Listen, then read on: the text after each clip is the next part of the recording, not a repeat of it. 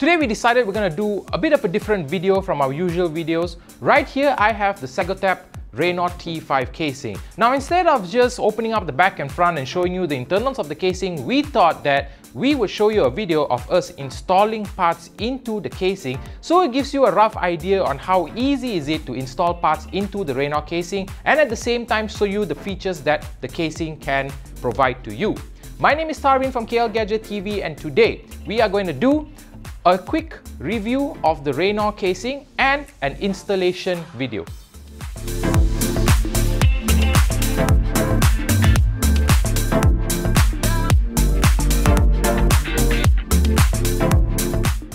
But before we start,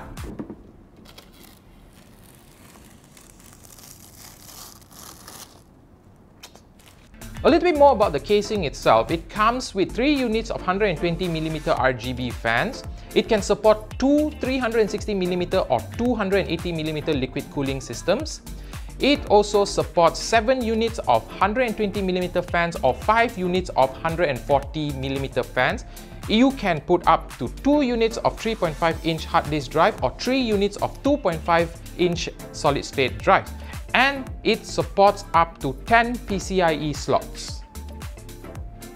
So now that we are done with the casing itself, we are going to install the motherboard. So this can be removed easily by just unscrewing here.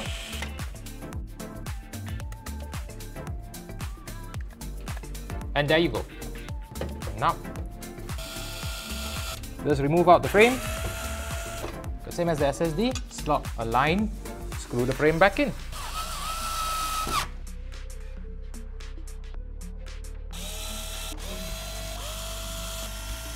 Now we're going to put our pretty GTX 1080 inside.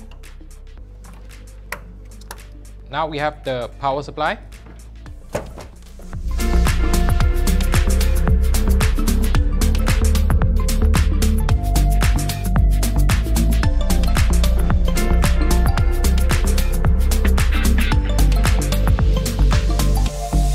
So guys, there you have it. We finally finished setting up the system inside this Segotep Raynor T5 casing. Now there are a few things I like and a few things I dislike about this casing.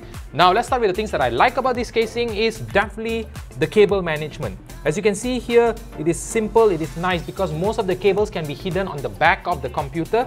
So you have a lot more space in front and a lot better airflow in the front. If you have a modular power supply, then that process is going to be even more easier because you can actually plug out those wires that you do not use. Another good thing that I like about this casing is the placement of the storage devices. Now as you can see on the front here, there is no storage devices because all of them are actually on the back. Why I like this is because it adds more space to the casing itself, so air can actually flow much better within the case. Now the third point that I like about this case is the 3 fans at the front. Now these fans are actually pretty powerful. Putting my hand over here, I can actually feel the air being pushed into the case, and with 3 fans itself, I think that honestly is more than enough. But if you are running a system that is very high on heat, then you probably might need to add another fan over here, or you can add a few fans at the top itself.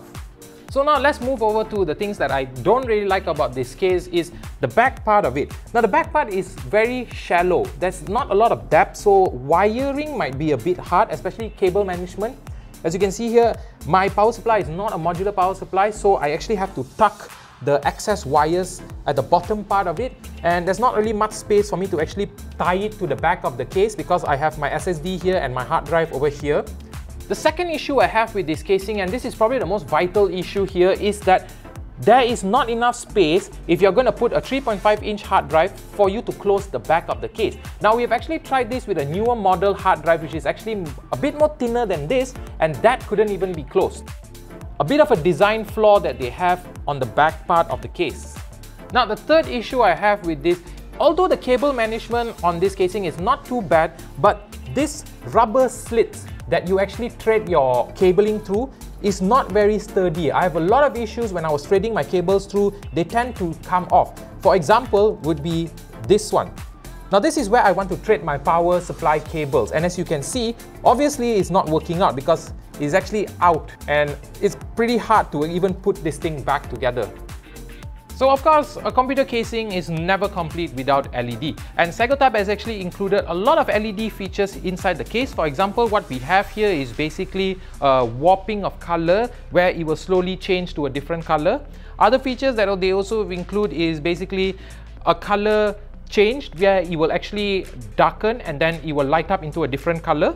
And of course, we will go over to kind of like a disco color thing. You know, if you like to have a small little disco in your room, then well, there you go, this is your option for you.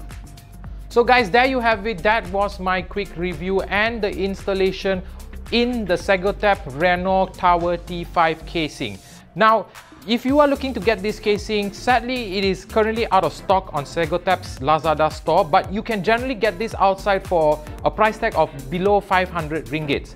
Now, although there are other casings out there that do provide this kind of cable management and LED lights, I think that you might not want to go for this casing because of the slight issues that they have, but you can go for Segotep's Halo casing, which also gives you roughly about the same thing: LEDs on the front, programmable LEDs, and also proper cable management.